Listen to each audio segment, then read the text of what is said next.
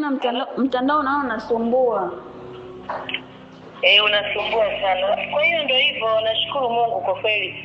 Na safari hii tena tarehe imefika ya kuingia, nikapata tarehe ile ile kabisa. Yaani tarehe 11 kwa tarehe 11. Mwezi unaisha tarehe 11, mwezi huu tarehe 11.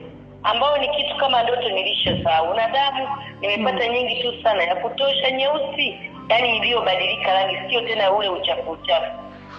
Kwa hiyo inatoka tu ya kawaida sasa hivi. Yaani ya kawaida kabisa, ambayo yani ukiona kweli ni damu, hata ikidondoka chini unaona kabisa ukiishika ni damu. I see.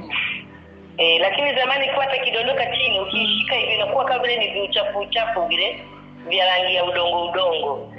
Aisee, madam, Mungu amekusaidia sana kwa sababu yani dozi tukiangalia tulivyoanza useme yani ni nusu, ni dozi ambayo ni ndogo sana na changamoto. Kwa hiyo na mimi ndio maana kwa hiyo kama ilikuwa ni nusu